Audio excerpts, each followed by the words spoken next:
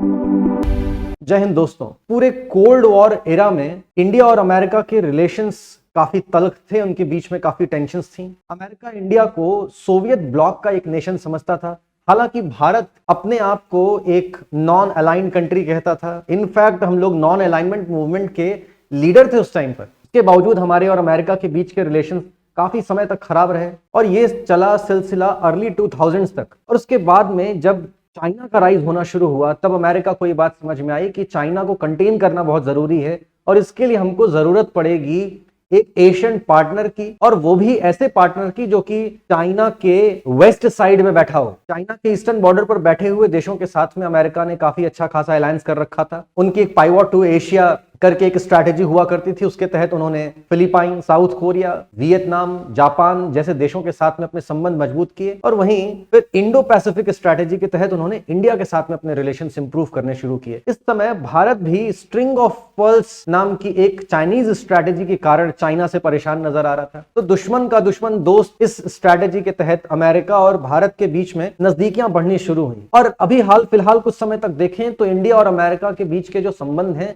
वो अपने हिस्टोरिक हाइस पर है। काफी लंबे समय से इंडिया और चाइना के बीच के जो ट्रेड है वो सबसे ज्यादा हुआ करते थे। भारत का सबसे बड़ा ट्रेडिंग पार्टनर चाइना हुआ करता था, लेकिन पिछले वर्ष अमेरिका उस स्टेटस को पार कर चुका है। अब अमेरिका इंडिया का सबसे बड़ा ट्रेडिंग पार्टनर है। इंडिया और अमेरिका के बीच $150 बिलियन से ज्यादा का ट्रेड हर साल होता है। तो ये संबंध है इंडिया और अमेरिका के बीच के। लेकिन अभी हाल फिलहाल आप देखेंगे तो इंडिया और अमेरिका के बीच के रिलेशंस एक बार फिर से तल्ख होते जा रहे हैं। हमारे बीच में फिर से टेंशंस देखने को मिल रही है और इस बार कारण बताया जा रहा है खालिस्तान इशू। खालिस्तान इशू को लेकर के जिस प्रकार से अमेरिका और उसके अलाइड नेशंस ने, ये जो 5 कंट्रीज हैं यानी कि 5 English speaking Nations, US, Canada, UK, Australia और न्यूजीलैंड, इन लोगों ने जिस प्रकार का स्टैंड रखा है, इससे निश्चित तौर पर भारत के मन में इन देशों के प्रति एक शंका उत्पन्न होना स्वाभाविक थी। और अमेरिका के मन में भी भारत के प्रति कुछ इश्यूज को लेकर के शंकाएं हैं और वो गहराती जा रही है। इस कारण से एक क्रेडिबिलिटी इशू खड़ा हुआ है, एक ट्रस्ट डेफिसिट आया है और उसके कारण से हमारे और अमेरिका के बीच के जो संबंध हैं वो अभी कुछ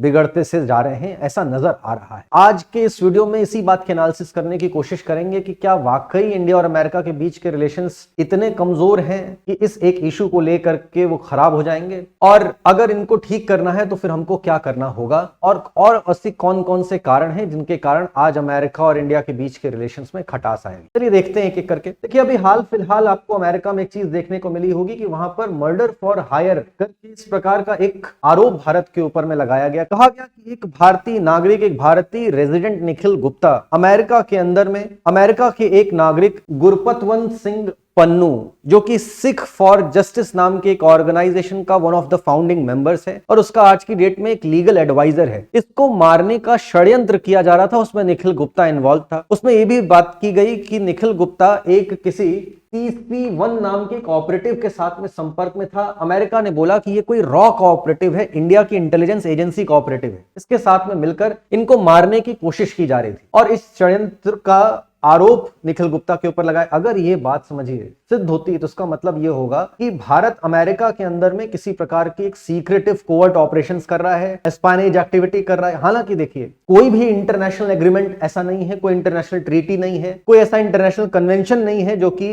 एस्पाइनेज एक्टिविटीज को प्रोहिबिट करता है। लेकिन ये एक अनसेड कोड है कि दो फ्रेंडली नेशंस एक दूसरे के देश में एस्पाइनेज एक्टिविटी, कोवर्ट ऑपरेशंस नहीं करते हैं। अगर ये बात सिद्ध होती है तो निश्चित तौर पर इंडिया और अमेरिका के बीच के रिलेशंस, इनमें तल्खियां आएंगी ही आएंगी। अमेरिका की जो जनता है उनकी मासेज में इंडिया की इमेज कुछ खराब होती हुई आपको आने वाले समय में नजर आएगी, अगर ये बात प्रूव होती है तो।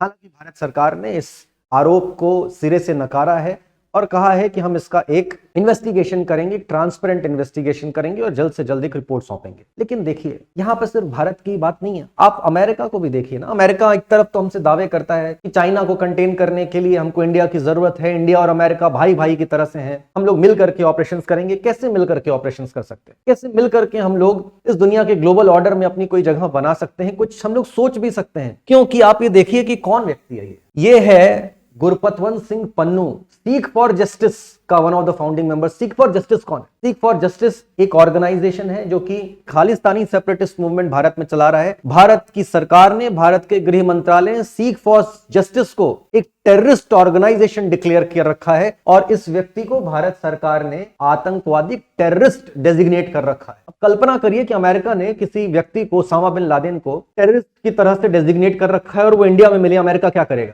अमेरिका वही करेगा जो उसने पाकिस्तान में किया। अब एक बात बताइए, अगर वो इंडिया में पाकिस्तान की तरह से ऑपरेशंस नहीं कर पाएगा, लेकिन इतना तो करेगा ना कि भारत सरकार के ऊपर में दबाव बनाएगा, क्या भारत और अमेरिका के बीच के रिलेशंस ठीक रह जाएंगे? ये व्यक्ति जो कि भारत सरकार के द्वारा एक आतंकवादी घोषित है, वो उस ऑर्गेनाइजेशन सीख फॉर जस्टिस जो आतंकवादी संगठन घोषित है, वो out in the open America में ऑपरेट कर कैसे रहा है? और ये कोई पहली बार नहीं है। जब ये 26/11 का हमला हुआ था, मुंबई अटैक, उस समय में भी हेडली करके एक ऑपरेटिव था जो कि पाकिस्तान के लिए, वो अमेरिका का नागरिक है लेकिन पाकिस्तान के लिए मुंबई में आकर के वो रेकी कर रहा था, जगहों को बता रहा था, चिन्हित कर रहा था, और उसने ही सारी इंफॉर्मेशन आईएसआई को सौंपी थी कि कहां पर कैसे ऑपरेशन कर सकते हैं। ये बात इंडियन एजेंसीज को पता लग गई और हेडली चला गया अमेरिका। हमने बोला, इंडियन एजेंसीज ने बोला कि ये हमारा दोषी है, इसको हमें सौंप दो। अमेरिका ने उसको भी हमें नहीं दिया। इंडिया में आपको याद होगा 1984 में भोपाल गैस ट्रेजेडी हुई, उसका जो मेन मुख्य आरोपी था यूनियन कार्बाइड का चीफ यानी कि एंडरसन, वो एंडरसन अमेरिका भाग गया। हमने उसके लिए भी कहा कि उसको प्रत्यारोपित करिए, इंडिया भेजिए, हम उसको सजा देंगे, उसके खिलाफ ट्रायल्स चलाएंगे।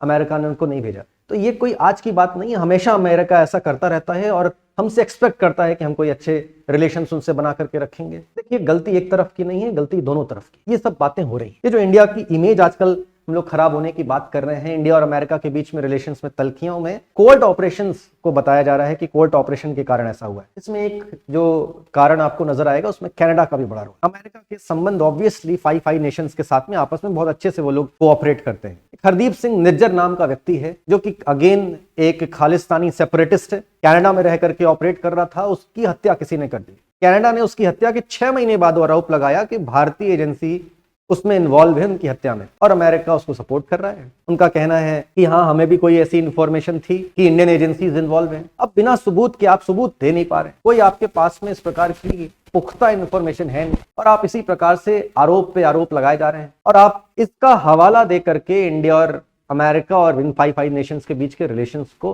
खराब करने पर आमादा हैं, आतुर। तो देखिए, कहा यह जा रहा है कि सिर्फ इतनी सी बात नहीं है, असल में मुद्दा कुछ और है।